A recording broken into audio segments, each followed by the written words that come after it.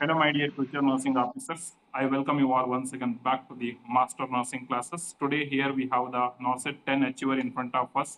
So, with lots of the self doubt and lots of the struggles, so she achieved the very great rank in the NORCET 10 mains exam. So, we will discuss all the strategies, tips, and whatever the tricks she followed to achieve this very important All India rank. So, I welcome the NORCET 10 achiever of the Master Nursing classes. Smita to this particular very important interview. So, Smita, please do introduce yourself. So myself Smita Raju Karangle. I am studied in BIMS College, Belagavi, sir. Okay, you are from BIMS Belgavi. Sir. Very nice. So, many aspirants, I think, since from the last 3 years, selection on selection, selection on selection. So, how your seniors' selection is going to inspire you and how it is going to helpful to you?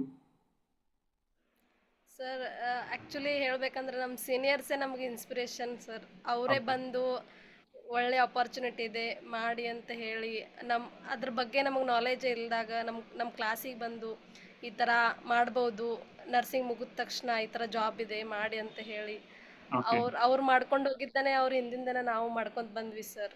best, best. ಅವರೆಲ್ಲ select select ಆದ ತಕ್ಷಣ ಅವರೆಲ್ಲ AIIMS join ಆದ್ರು sir. Mhm. ಅವ್ರನ್ನ ನೋಡಿ ನಾವು ಏನೋ ಒಂದು ಮಾಡಬೇಕು ಅವ್ರ ಥರ ನಾವು ಆಗ್ಬೇಕಂತ ಹೇಳಿ ಸರ್ ನಾವು ಇದನ್ನೇ ಫಾಲೋ ಮಾಡ್ಕೊಂಡು ಬಂದ್ವಿ sir. Very best. So finally, you are here as a achiever. So happy na result ಬಗ್ಗೆ ಹಾಂ ಸರ್, ತುಂಬ ಹ್ಯಾಪಿ ಸರ್. ಮನೇಲೆಲ್ಲ ಹ್ಯಾಪಿ. ಹಾಂ ಸರ್, ಫುಲ್ ಖುಷಿಯಾಗಿದ್ದಾರೆ ಸರ್ ಮನೆಯಲ್ಲೆಲ್ಲ. ಓಕೆ. ಸೊ ನೀವು A1 ಪ್ಲಾನ್ ಸಬ್ಸ್ಕ್ರೈಬ್ ಮಾಡಿದ್ದೀರಾ ಅಂತ ಹೇಳಿದ್ರೆ, ಸೊ A1 ಪ್ಲಾನ್ ಅಲ್ಲಿ ನಿಮ್ಗೆ ಲೈಕ್ ಬಲ್ಕ್ ಆಗಿ ಕ್ಲಾಸಸ್ ಎಲ್ಲ ಇದೆ, ಇನ್ ಡೀಟೇಲ್ ಆಗಿ ಬೇಸಿಕ್ ಟು ಅಡ್ವಾನ್ಸ್ ಕ್ಲಾಸಸ್ ಇದೆ, ಮತ್ತೆ subject wise topic wise test ಇದೆ, ಮತ್ತೆ ಡೈಲಿ ಲೈವ್ ಟೆಸ್ಟ್ ಇದೆ. ಸೊ ನೀವು ಹೇಗೆ ಪ್ಲಾನ್ ಮಾಡ್ಕೊಂಡು ಈಚ್ ಅಂಡ್ ಎವ್ರಿ ಪಾರ್ಟ್ನ ಅದನ್ನ ಯೂಸ್ ಮಾಡ್ತಾ ಹೋದ್ರಿ ಅಂತ ಸ್ವಲ್ಪ ಎಕ್ಸ್ಪ್ಲೇನ್ ಮಾಡಿ ಅದನ್ನ. ಹಾಂ ಸರ್. ಸರ್ ನಾನು ಥೇರಿ ಕವರ್ ಮಾಡ್ಕೊಂಡ ತಕ್ಷಣ ಅದ್ರದ್ದು ಮಿನಿ ಟೆಸ್ಟ್ ಕೊಡ್ತಿದ್ದೆ ಸರ್. ಓಕೆ, ಎಷ್ಟು ಥೇರಿ ಕವರ್ ಆಗಿದೆ ಒಂದು ಸಬ್ಜೆಕ್ಟ್ ಅಷ್ಟು ಮಿನಿ ಟೆಸ್ಟ್ ಅಟೆಂಡ್ ಮಾಡ್ತಿದ್ದೆ ಸರ್ ನಾನು. ಓಕೆ, ನೆಗೆಟಿವನ್ನು ನೋಡ್ತಿದ್ದೆ, ಅನಲೈಸ್ ಮಾಡ್ತಿದ್ದೆ ಸರ್ ಯಾಕೆ ನೆಗೆಟಿವ್ ಆಯಿತು ಅಂತ ಹೇಳಿ. ಎಲ್ಲಿ ವೀಕ್ ಇದೆ ಅದು ಪಾಯಿಂಟನ್ನು ನಾನು ಶಾರ್ಟ್ ನೋಟ್ ಮಾಡಿ ಅದನ್ನೇ ರಿಪೀಟ್ ಓದಿ ವಾಪಸ್ ಅದನ್ನು ರಿವಿಷನ್ ಮಾಡ್ತಿದ್ದೆ ಸರ್. ಅದಾದಮೇಲೆ ಡೈಲಿ ಟೆಸ್ಟ್ ಸಿರೀಸ್ ಕೊಡ್ತಿದ್ದೆ sir. Morning 9 o'clock daily test series ಕೊಟ್ಟು ಆಮೇಲೆ ನೆಗೆಟಿವ್ ಆಗಿದ್ದು ಅನ್ಅಟೆಂಪ್ಟ್ ಆಗಿದ್ದು ಎಲ್ಲ ಸರ್ ನಾನು ಅನಲೈಸ್ ಮಾಡ್ತಿದ್ದೆ ಫೈನಲಲ್ಲಿ. Okay, day by day improvement ಇತ್ತು ಸರ್, ಅದನ್ನೇ ಫಾಲೋ ಮಾಡಿದೆ. ಟೆಸ್ಟ್ ಸಿರೀಸಿಂದ ತುಂಬ ಕಾನ್ಫಿಡೆನ್ಸ್ ಇತ್ತು ಸರ್ ನನಗೆ. ಓಕೆ. ಸೊ ಡೈರೆಕ್ಟ್ ಕ್ವಶನ್ ಬಂದಿತ್ತ ಟೆಸ್ಟ್ ಸೀರೀಸ್ ಇಂದ ಎಕ್ಸಾಮ್ ಅಲ್ಲಿ? ಹೌದು ಸರ್, ತುಂಬ ಕ್ವಶನ್ಸ್ ಡೈರೆಕ್ಟ್, ಆಮೇಲೆ ರಿಲೇಟೆಡ್ ಸೇಮ್ ಟಾಪಿಕ್ಸ್ ಅದೇ ಬೇಸ್ ಮೇಲೆ ಕ್ವಶನ್ಸ್ ತುಂಬ ಇದ್ದು sir. Okay, same MNC test series ಕೊಡ್ತಾ ಇದ್ದೀನಿ ಅಂತ ಫೀಲ್ ಆಗ್ತಿತ್ತು ಸರ್ ನಾರ್ಸೆಟಲ್ಲಿ. Well done, well done.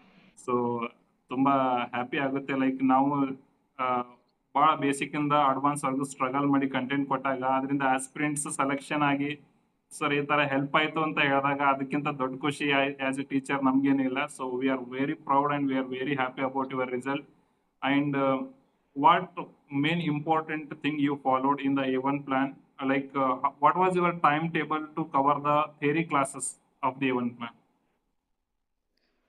Sir ಸ್ಟಾರ್ಟಿಂಗಲ್ಲಿ ನಾನು 5 days ಅಂತ ಕೊಟ್ಟಿದ್ದೆ ಸರ್, ಒಂದು ಸಬ್ಜೆಕ್ಟಿಗೆ 5 days ಅಂತ ಹೇಳಿ. 3 days ಥೇರಿ ಕವರ್ ಮಾಡ್ತಿದ್ದೆ ಸರ್, ಅದಾದಮೇಲೆ 2 days MCQ ಮಾಡ್ತಿದ್ದೆ ಸರ್. ಜಾಸ್ತಿ ಮೇನ್ ಸಬ್ಜೆಕ್ಟ್ ಇರೋನ್ನ ಜಾಸ್ತಿ ನಾನು ರಿವಿಷನ್ ಮಾಡಿದ್ದೆ ಸರ್. ಮೇನ್ ಸಬ್ಜೆಕ್ಟ್ ಆಲ್ಮೋಸ್ಟ್ ಎಲ್ಲ ಮೇನ್ ಸಬ್ಜೆಕ್ಟ್ ಒಂದು 5 to 6 times ರಿವಿಷನ್ ಮಾಡಿದ್ದೆ ಸರ್.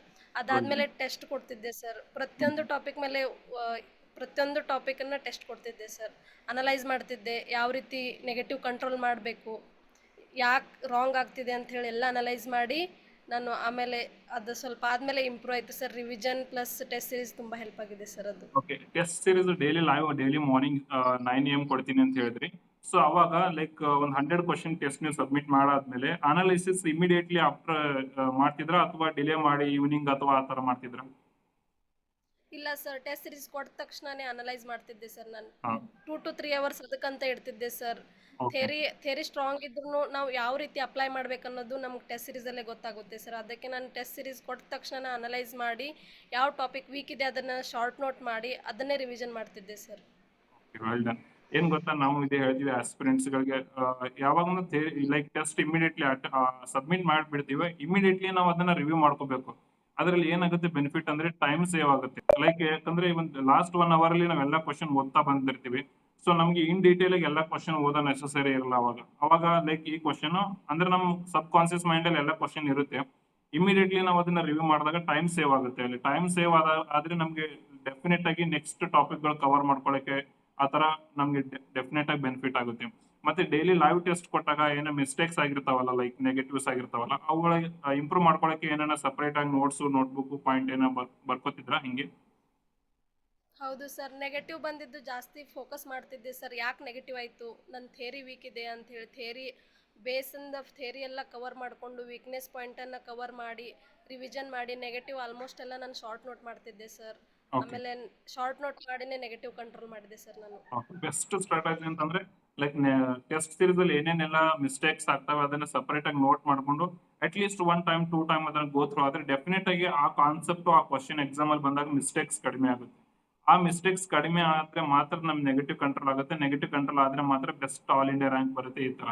ಓಕೆನಾ? ಸೊ ನೆಕ್ಸ್ಟ್ ಏನ್ ಕ್ವಶನ್ ಅಂತಂದ್ರೆ, ಸೊ ನೀವು ಥಿಯರಿ ಓದ್ಬೇಕಾದ್ರೆ ಲೈಕ್ ಕ್ಲಾಸ್ ಕಂಪ್ಲೀಟ್ ಆದ್ಮೇಲೆ ಏನೋ ಇಮಿಡಿಯೇಟ್ ಆಗಿ ರಿವಿಷನ್ ಏನೋ ಮಾಡ್ತಿದ್ರ, ಅಥವಾ ಒಂದು ಪರ್ಟಿಕ್ಯುಲರ್ ಲೈಕ್ ಒಂದು ಸಿಸ್ಟಮ್ ಆತರ ಕವರ್ ಆದ್ಮೇಲೆ ರಿವಿಷನ್ ಮಾಡ್ತಿದ್ರ? ಹೆಂಗೆ ರಿವಿಷನ್ ಹೆಂಗ್ ಪ್ಲಾನ್ ಮಾಡಿದ್ರಿ?